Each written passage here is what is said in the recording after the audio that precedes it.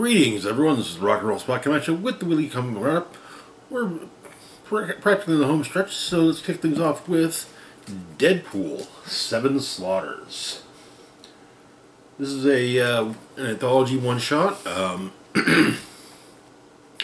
Has obviously 7 Deadpool stories. So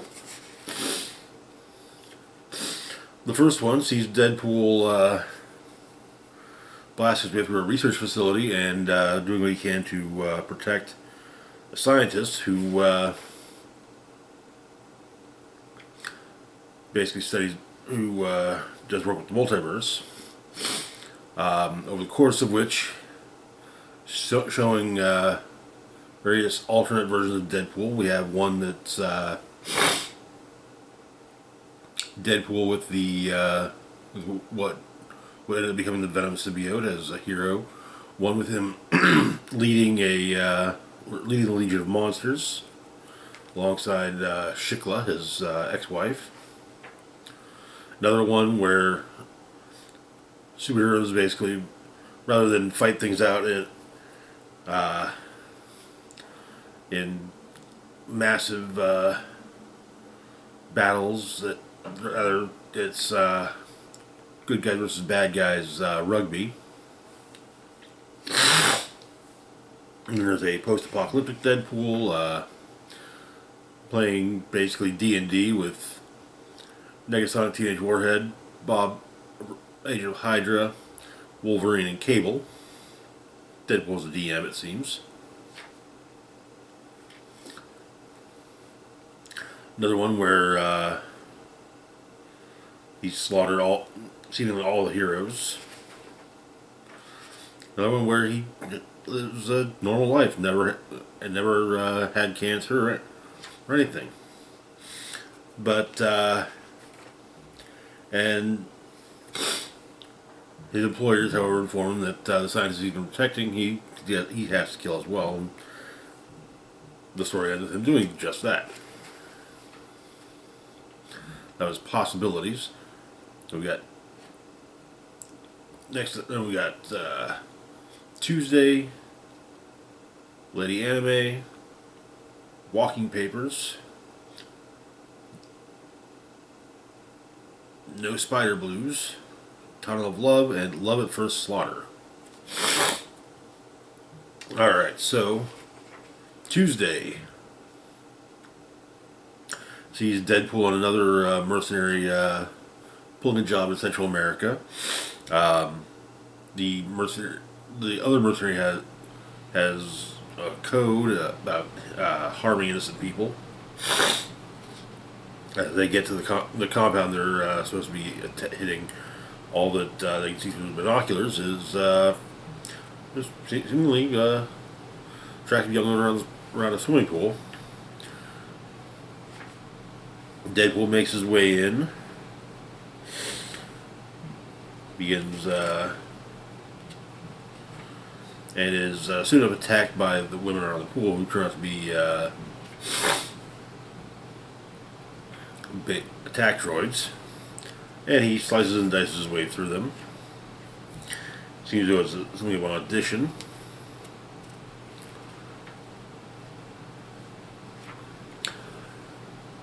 Though it turns out to actually have been a job set up by the owner of the compound's assistant, who's also a android like the others.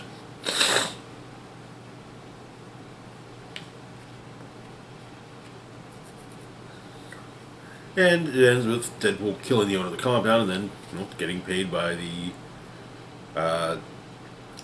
assistant. Next up is Lady Anime.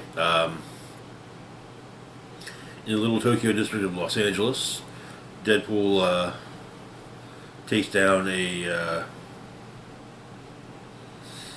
local informant. However, one of the crime bosses of the area, known as Lady Anime, takes offense to this and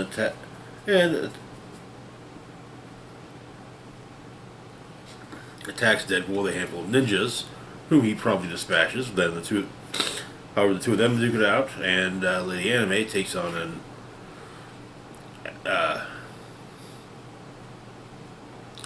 a more anime-ish form,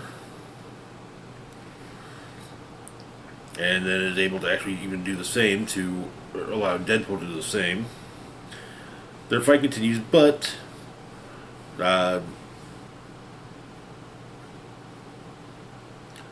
she apparently had fun with the fight, so that she decides that Deadpool gets to survive the whole thing.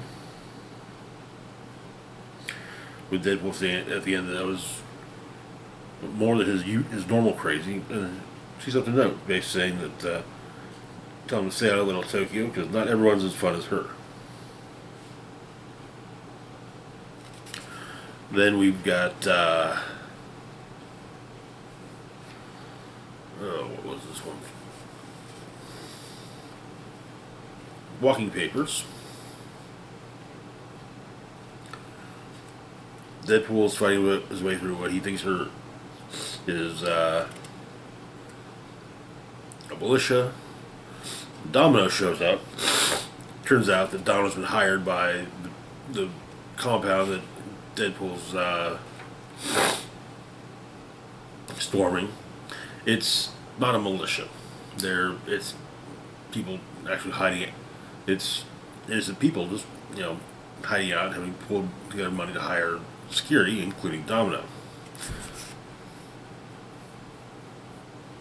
Though Deadpool takes his hits, he manages to actually get the drop somewhat on Domino.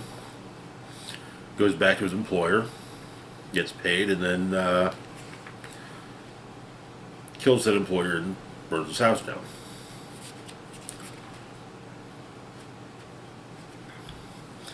Then we'll be jumping back and forth quite a bit, so.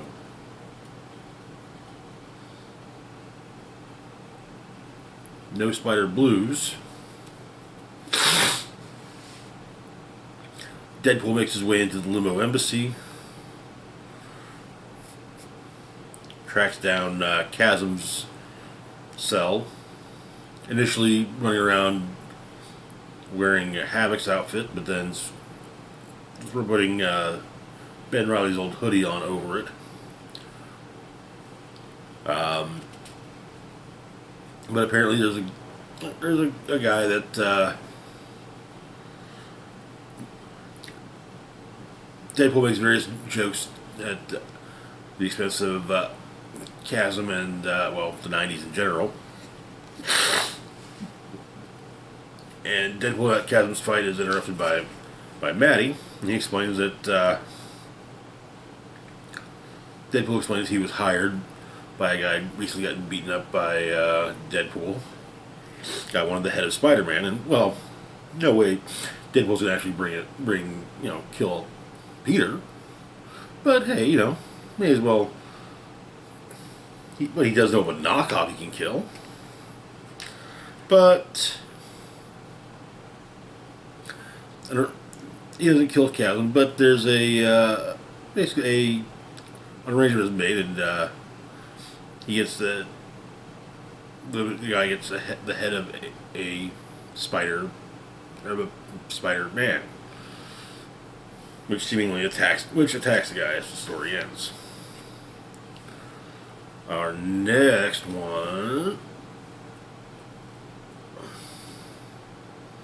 is Tunnel of Love. Deadpool, Diamondback, and Outlaw are making their way through the Morlock tunnels. They've been hired to deal with a creature underneath or somewhere in the tunnels. Also having to deal with what appear to be zombies. Diamondback at one point turns back, and so it's just Outlaw and Deadpool. Turns out their target, as he on the appearance, is called the Mutt, and currently has the appearance of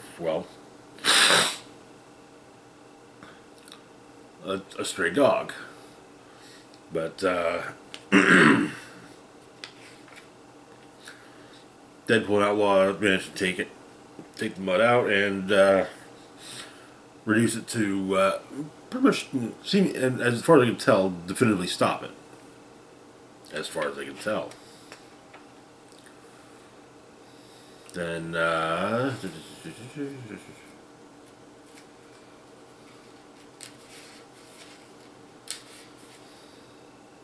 and finally we have Love at First Slaughter.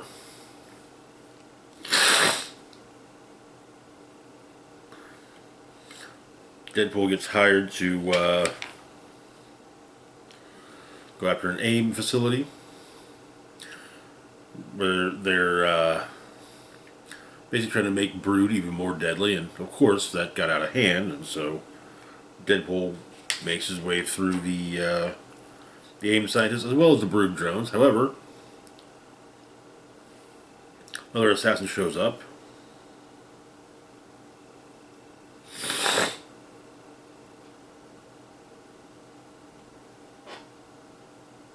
Karaya Vogel.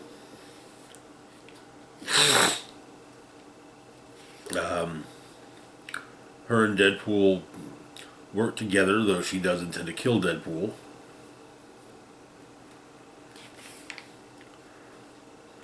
Deadpool, of course, flirts with her throughout, and the base with the Reigns of the Brood is destroyed. And the story ends with them, with Vogel going to moving to kill Wade, while Wade figures that he's moving in for some fun makeouts. And that is where the issue ends. This was a fun one-shot, leaning much more heavily into the more tongue-in-cheek Deadpool than many other one-shots, Deadpool one-shots tend to do. Most tend to, while utilizing tongue-in-cheek, also kind of explore the more tragic side of Wade, which is good. Don't get me wrong, but it is still kind of fun for more blatantly tongue-in-cheek stuff. Moving on, though, to our next book, we've got Wildcats, number 12. Yet another final issue for this week. So, where we left off, Wildcats had managed to draw out the 7 soldiers and laid a trap for them, which would see a handful of former Justice League members dealing with the 7 soldiers, while the Wildcats went after Halo, with one group going to deal with servers, while the other goes after Halliday himself. So we opened 2 hours ago. Maul is who's basically being controlled by the who's under the control of Cray, is trying to get out of a. He's been found out as a traitor, and as having been basically turned by the Wildcats. He's trying to get out of the holding cell he's been placed in. Backup comes in and says that's the cell's not going to give any time this century, but turns out that he's also working for Lynch, and he opts to free Maul. Meanwhile, the server team, consisting of Spartan, Ladytron, and Fairchild, is dealing with a batch of additional Adrian droids. While the other team, consisting of Voodoo, Grifter, and Zealot, is dealing with Halliday, as well as Warblade.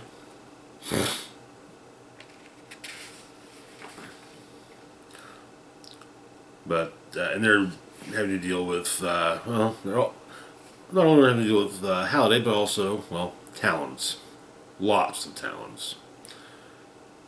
But Halliday's trying to get the 7 soldiers to come and save the day, while the soldiers are having to deal with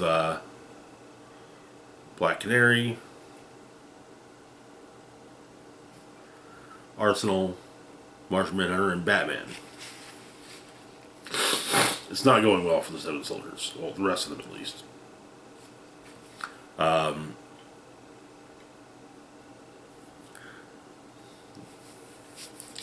The Spartan unit that came with Fairchild and Ladytron has been destroyed by the ones still loyal to Halo. But Maxine manages to make some changes to the programming, rather simply. And though she's stopped from what is perceived to be her goal by Void and the Spartans, Warblade and Zealot are duking it out while Cole continues to shoot at the various Talons. Voodoo has been is down, but Backlash shows up and Cole gets in to get Voodoo out. Maul then saves Maxine, who's had more than a few pieces pulled off of her.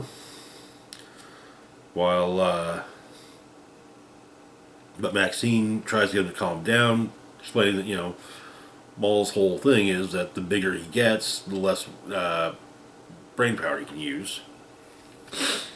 Zealot also gets injured by Warblade. Comes down to just Grifter, Zealot versus the Talons. So Grifter pushes Zealot out of the office window, taking on the Talons himself, but suggests that how they turn on the news. First, we get the report of the Spartan units attacking their owners across the globe, and then a video from Grifter basically saying, "Yeah, this is what the Halo has been up to, and I'm part of a team that's been of assassins and spies been working with them," and adding that and making a clear point to name Halliday as their employer. But turns out Void's weakness is a radioactive dust, which Fairchild manages to toss directly on her. But there's an explosion. Seemingly, Maxine is destroyed. Though injured, Grifter is taken in. Wayne Tech has bought the Halo's assets.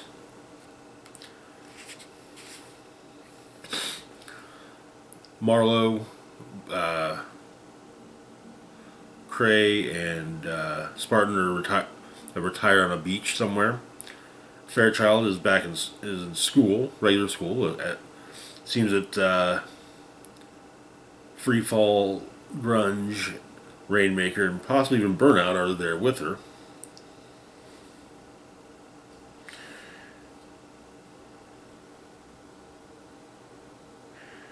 Midnighter gets a hard drive with the Deathblow program.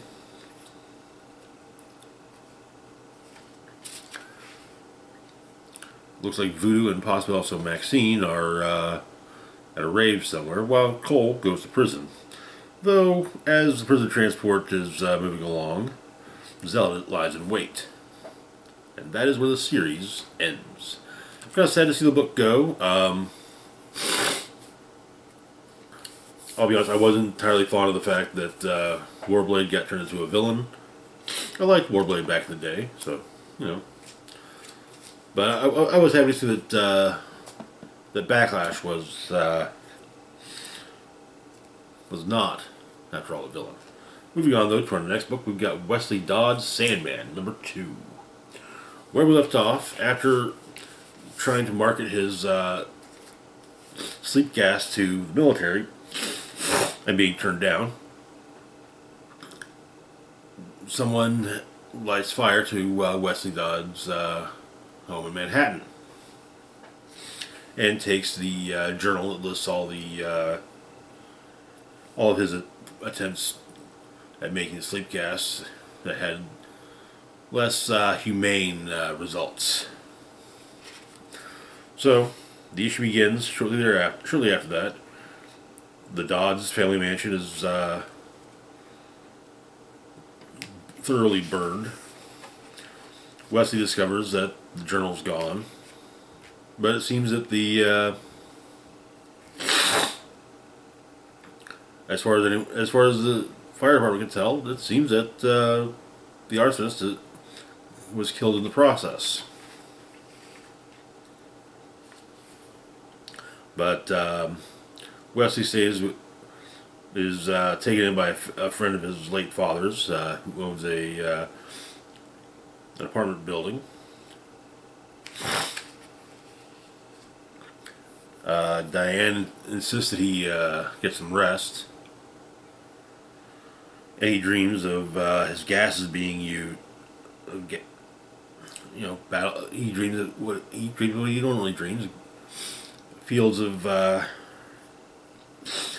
battle covered in clouds of gas and people dying because of said gas. But these are the ones that he knows these are the ones he made, and it seems he's the one that's using them, though in a darker version of his outfit.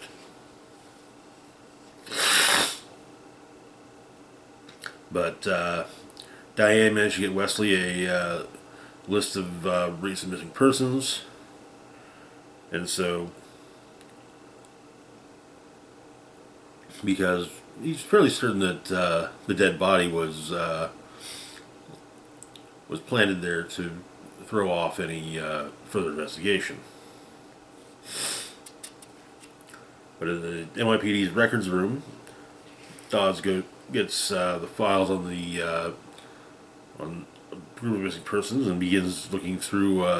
Takes pictures, goes through what he's got. Seems that the most likely person that was killed, died in the fire, was a man named Igor Klug. Wesley suits up as Sandman and goes after some of his known accomplices, including a group that's robbing a department store. It seems they're hopped up. They're all on using amphetamines, which makes it a while to makes the gas take longer to take effect, leading them to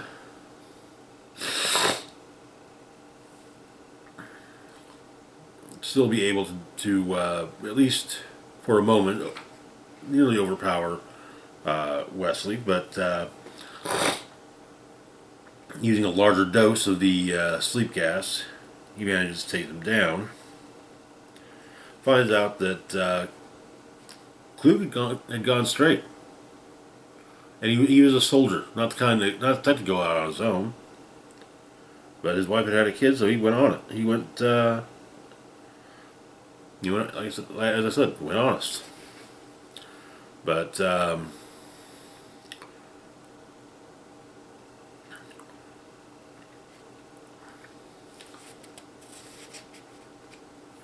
the rest of them were found. Again, one of them was hit by a car, and the issue ends with the more darker suited Sandman suiting up, with the question being asked of who wears the mask. Interesting. I'm enjoying this book. Well, I doubt it's anywhere near as good as the previous series that focused on the Wesley Dodds Sandman. It's still quite good and rather enjoyable. Moving on, though, to our last book for the moment, we have Danger Street, number 11. Where we left off, the Commodore had been attacked and seemingly taken by the outsiders, who had managed to turn the Creeper to their side, while Warlord and the surviving dingbats made a plan to get the helmet, and Lady Cop returned home with said helmet.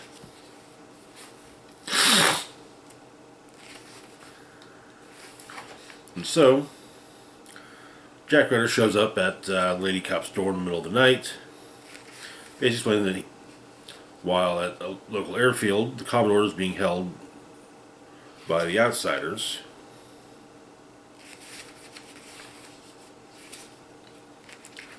who are just kind of having various fun and games. On Apocalypse, Highfather steps into one of the fire pits. Darkseid brings him out, and Highfather tells Darkseid there will be no fifth world. But Highfather manages to crack a joke, leading Darkseid to actually laugh, while Jack basically explains that he needs the Helmet of Fate, and turns out the Creeper demanded, and well, he gets shot by Lady Cop for his trouble. Warlord and Non-Fat are outside Lady Cop's home, and they hear the shots, and so Warlord goes in, telling Non-Fat to stay in the car.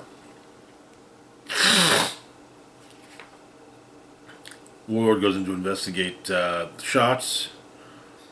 Lady Cop's trying to make sure that she didn't kill Creeper. When Warlord shows up, she shoots him in the chest as well. Then Non-Fat shows up.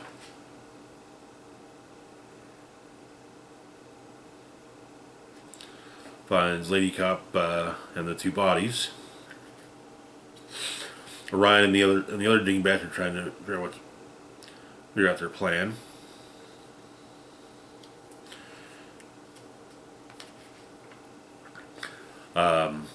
Non-Fat tells Lady Cop everything.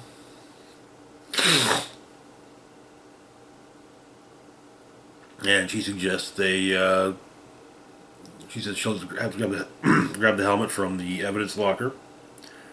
And tells Non-Fat to get the rest of the dingbats, and with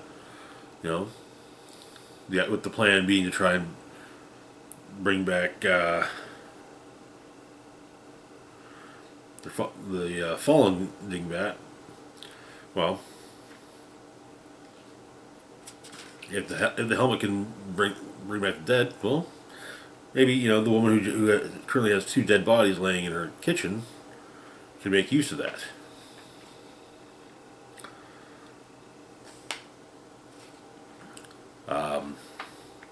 But Lady Cop grabs the helmet and all from the evidence room and sees a sack as well, which she grabs. That might help. Uses the sack to knock out the other member of the police force. Non-Fat grabs Starman, Orion, and the rest of the dingbats, and they all head to Lady Cop's house. Turns out the sack that Lady Cop grabbed was full of diamonds.